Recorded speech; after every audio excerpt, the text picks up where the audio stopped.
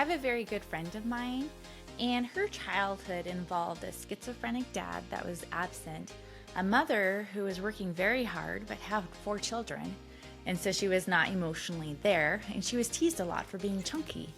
She was so poor that she wasn't even able to buy tennis shoes for her tennis practice. That was her season. But seasons are temporary, and we can carry our learning experiences and our healthy reframing to support or hinder us for our next season. So help me out today and leave me a 5-star review if you're listening to this on a podcast, or if you're watching this on YouTube. I'd love to see your comments and subscribe to the channel. We're talking about seasons and patterns. So today we're focusing on seasons, and next time we'll focus more on patterns. So back to my friend, she was able to reframe her childhood in a realistic way, but in a way that was supportive of her, owning things and owning her future, and taking the learning lessons and using them to actually support her.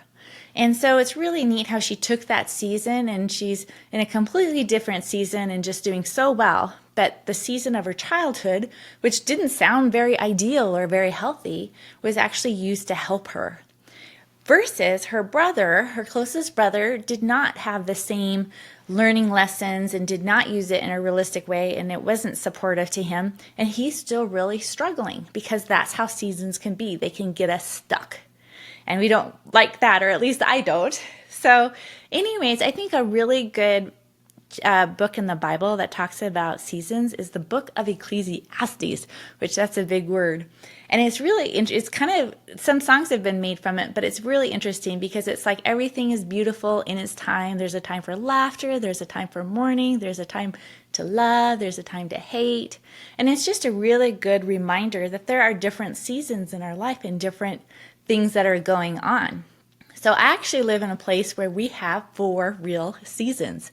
We literally have a fall, and the fall's pretty short, not like the East Coast, but we do have the leaves turning color and the air getting cooler. And then we have quite the winter. So our winter is pretty long here. In fact, I'm also a realtor, and I always tell my clients, I'm like, just when you think it should be spring, it's not. So plan a vacation, get some sunshine, because we do have a long winter here. And the winter time is a time where it looks like nothing's going on and it's cold and stuff like that, but there's stuff going on under the ground. You see the sparkle of the sunshine when it hits the ice crystals, and the sunshine can be out intermittently. And actually we do get a lot of sunshine here, which I really appreciate. And then we have spring. I think most of us really enjoy spring, unless you have seasonal allergies. Maybe you feel a little differently about it. But spring is just a rebirth, a renewal. You'll see fresh life. You'll see butterflies erupting. You'll see insects, which, some of us aren't so fond of those insects sometimes. But we have a beautiful spring. And then we have summer, and summer of green and birds chirping and just lush. And we get lots of nutrients, and we get food from the ground. And so we definitely have those 4 seasons really strongly in this area. And I want to compare that to our seasons in life, because we go through multiple seasons of life. And the seasons can just kind of happen upon us. But if we don't understand the concept of seasons and learn to flow with it and grow with it, it can hinder us and get us stuck. So let's talk about that a little bit more. So again, we have seasons in our life.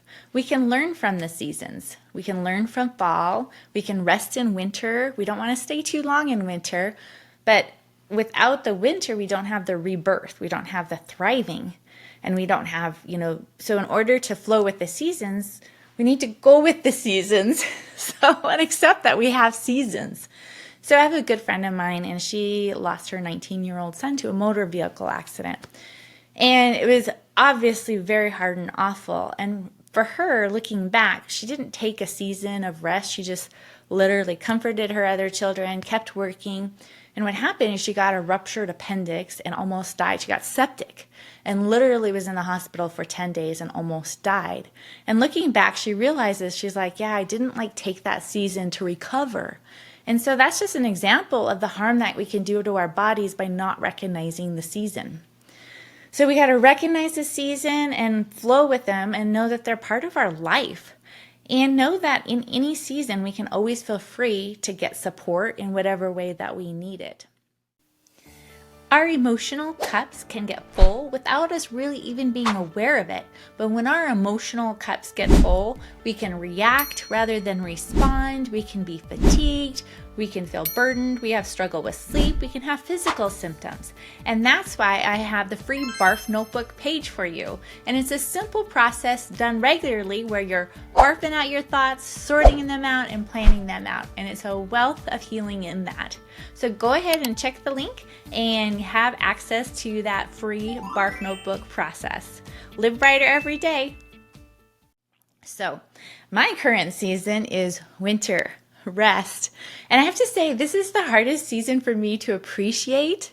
I feel like rest is kind of a unique word and a unique thing in one sense, but God designed rest. He designed, Source designed the Sabbath. And the Sabbath was actually not for God, it was for us because we need rest. And so that's why it's like work 6 days, rest on the seventh day, because we need rest. So it was interesting because a few months ago, I was part of this church group that I had joined for a little bit. And they asked me to just listen to God, listen to Source, and come up with a word that I felt like I was hearing. And it was very strange because the word I got was rest. And that is definitely not a word I'd be like, woohoo, I got the rest word. I was not super excited about that word. But I'm like, okay, maybe God is speaking to me. I'm going to just honor what he's saying and try to lean into what that means. And so at the time, I was running about 95% of capacity of energy and time and resources. So I was running up there pretty high. And as I was leaning into that word, my niece passed away. 15 years old, died of a viral infection, and I immersed myself into helping the situation, which was a lot for me and just flooded my emotional capacity. And I'm glad I did that. And once I was flooded, I was like, wow, I need to accommodate some recovery here because this is not working. So now I've just had to slow down and realize that there's a winter time right now, and I have to slow my life down to accommodate just the emotional recovery and the physical recovery. And my life is looking very different right now. And what that means for me is I'm a highly motivated, driven, positive person, and I'm not showing up at the top of my game on purpose in different areas. And I'm saying no to things that I would normally be like, oh yeah, let's do it. I'm taking a lot more quiet time. I'm taking a lot more time to be in nature or do things that nurture me. I'm doing a lot more emotional processing because anytime we have a season, it can be used to kind of, like when I think of this winter time, I think of like getting in a garden and kind of like, getting ready for spring or, stuff like that where you start digging up the earth. And so it's like digging up some things that, needed some processing and needed some healing. So, and I've really been careful about the people that I'm hanging out with because at the emotional capacity I'm at, I can feel things a little too strongly. The disadvantages of being a highly sensitive person, tending to be that way, is it just can overwhelm my senses too much. So I've had to say no to some relational dynamics that were not serving me, that were lowering my energy level. And I've really had to honor my body, and listen to what my nervous system is saying rather than my mind. And my nervous system, remember, our nervous system is like kind of a compilation, I think, of our subconscious, which is running 90% of the show. And, we've got the Holy Spirit in us as a Christian, and we've got God in us. Any of us have a part of God in us because that's the way we're designed in his image. And so we've got all of that working, and I was basically over functioning and not listening to all of that was going on and not listening to what it was trying to communicate, because we really have to be in sync between our mind and our body and spirit. But sometimes I get so excited and so motivated that I'm not listening as well until I get a little tap on my shoulder and be like, hey, we got to change this. So, and then I found out on top of all this, I have to laugh because I found out I have some toxicity. It just so happened that I was taking a test to kind of figure out if I had any toxic overloads in me. And I have like heavy metals and I've got mold and I've got all these things. So, which is super not uncommon, but it's like, wow, okay, now I kind of have to detox that, detox some of my thinking, detox my beliefs, and fill me in with good things and grounding and all of those things. So I'm seeing things in a new way and enjoying the simple beauties of this season, but also taking that time to rest, to mourn, to be at a lower state, and allow things to process. So, do I enjoy winter? No, probably not.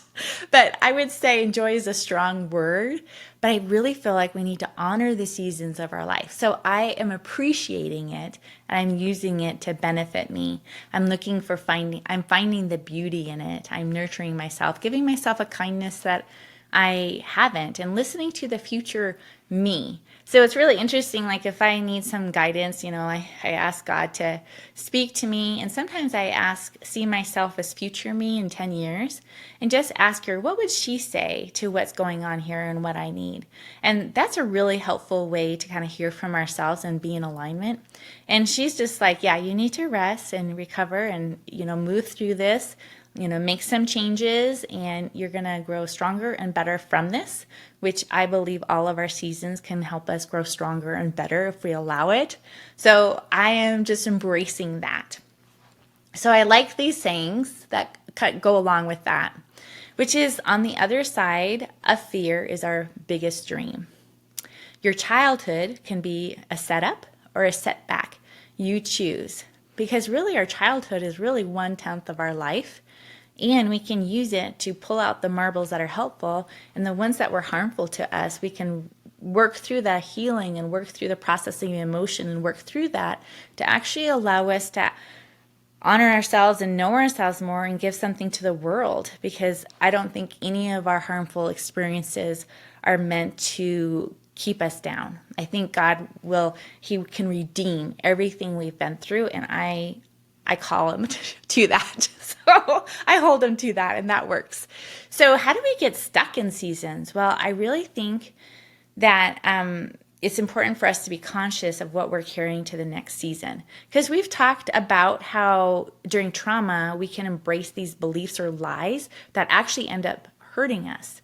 And so it's really important, like during this time for me, to be conscious of the beliefs that I want to bring into the next season, the beliefs that are going to help me, and also just processing it. Like rather than, fighting that this is a winter season for me, just being like, okay, this is a winter. What can I learn from this? What am I supposed to get from this?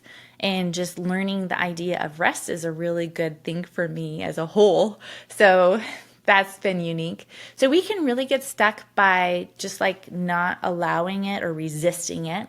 Another way we can get stuck is because I think we have to feel all of our feelings, like fear, anger, rage. All of those feelings are like information, but I think we can get stuck as if we reside in a negative feeling for too long. Like just like keep in the anger, or let the anger turn into bitterness, and keep in those low vibe energies and low vibe emotions. That can really keep us stuck. And I'm not saying not to feel it. It's so important to feel it and literally feel it in our bodies and get comfortable with feeling these, not so great emotions. But then transmuting that into, allowing it to change. Because again, when we feel our emotions and sit in them, they change. So not getting stuck in the low, and I think all of those lower emotions have to do with not taking ownership.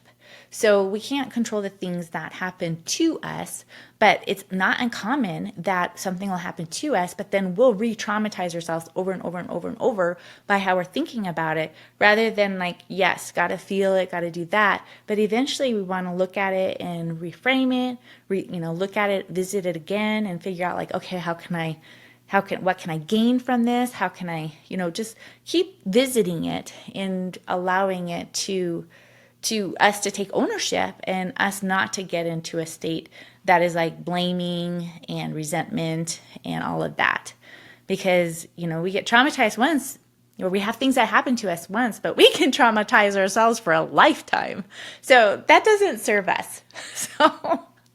So the question is, what season of your life are you being called to right now? Sometimes you're being dumped into the season. Sometimes you kind of have to choose, like, okay, I've had a winter and now I'm going to call on Source and God for a spring. So really just identifying the season and know that seasons come and go. They're like winter is super uncomfortable and fall, but it comes and goes. It's part of our life. It's part of the natural progression of our life. So the question is, what season are you in or called to be in? What beliefs or lessons are you getting from the season? What experiences? And just making sure that you're intentionally choosing ones that actually serve you and serve future you. And then just remember, it's just a season, and it can all work out for our good. I believe in you. Make it a great day, and I'll talk to you later. You just listened to the podcast on Seasons of Our Life. Stay tuned for next time when we're going to be talking about patterns. Understanding seasons and patterns in our lives are huge. And then the third part of this 3-part trilogy is changing patterns within our relationship. So stay tuned and we'll see you for those.